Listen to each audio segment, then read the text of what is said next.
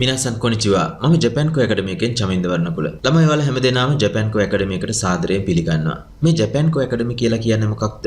ඕනෑම කෙනෙකුට ලේසියෙන් පහසුවෙන් ගෙදරම ඉඳන් ජපාන් ඉගෙන ගන්න පුළුවන් හොඳම තැන. එහෙමනම් ඔයාලට මේ ලංකාවේදී ඉඳලා විතරක් නෙමෙයි ඕනම රටක ඉඳලා ඔයාලට ජපාන් ඉගෙන ගන්න පුළුවන්. මේ ජපාන් ඉගෙන ගන්නේ මොන වගේ අයද? ජපානයේ රැකියාවකට යන අය. ජපානයේ උසස් අධ්‍යාපනයට යන අය.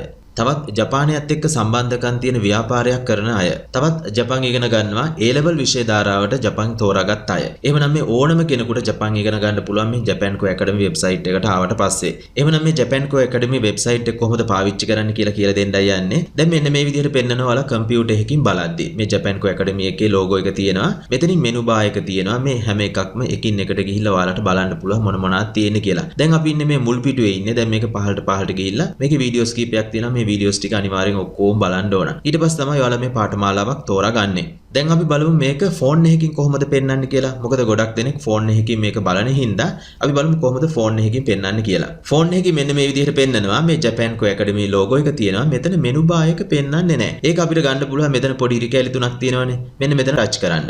එතන ටච් කරාට පස්සේ මේ හැම එකක්ම තියෙනවානේ. මුල් පිටුව තියෙනවා, පිවිසුම තියෙනවා, මගේ පාඨමාලා, ඊට පස්සේ මේ පාඨමාලා ටික තියෙනවා. ඔන්න විදිහට මෙන්න මෙතන ඉරිකැලි තුන ටච් කරාට පස්සේ මේ මෙනු බාර් එක පෙන්වනවා. දැන් අපි ඉන්නේ මුල් පිටුවේ ඉන්නේ. මේ ඉරිකැලි තුන ආයෙත් පාරක් ටච් කරලා බලන්න. එතකොට මේක ඇකිලෙනවා නේ. මෙතන ටච් කරාට පස්සේ මේක අහපහු දිගෑරෙනවා. තේරුණානේ? මේක බලන හැටිනේ. එහෙනම් දැන් අපි මුල් පිටුවේ තමයි ඉන්නේ. දැන් ඔයාලට පුළුවන් මේකේ පහළට ගිහිල්ලා මේකේ තියෙන වීඩියෝස් ටික ඔක්කොම බලන්න. දැන් අපි මේ පළවෙනි වීඩියෝ එක තමයි බලන්නේ. මේක බැලුවට පස්සේ දෙවෙනි වීඩියෝ එක බලන්න ඕන. ඊට පස්සේ තුන්වෙනි එක බලන්න ඕන. එහෙනම් ওই වීඩියෝස් ටික ඔක්කොම බැලුවට පස්සේ තමයි ඔයාලා පාඨමාලාවක් තෝරාගන්නේ. එහෙනම් ඔයාලට ගැළපෙන පාඨමාලාව තෝරාගන්න ඔයාලට තේරෙන්නේ මේ වීඩියෝස් ටික බැලුවට පස්සේ. එහෙනම් ওই වීඩියෝස් ටික ඔක්කොම බලන්න ඉස්සෙල්ලාම. ඊට පස්සේ තමයි ඔයාලා පාඨමාලාව තෝරාගන්නේ. දැන් මම යනවා කම්පියුටර් එකකින් පෙන්නන විදිහට.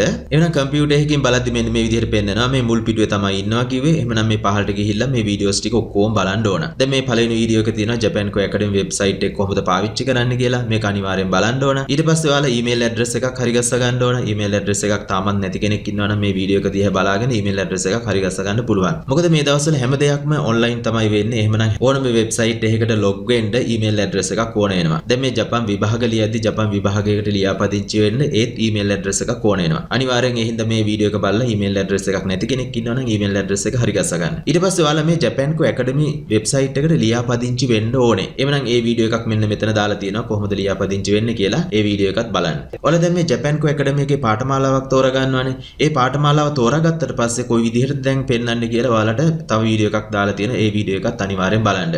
එhmenan මේ මගේ පාඨමාලා කියලා කියන්නේ ඔයාලා තෝරාගත්ත පාඨමාලාව මගේ පාඨමාලා කියන එක ඇතුළට ඇවිල්ලා තියෙනවා.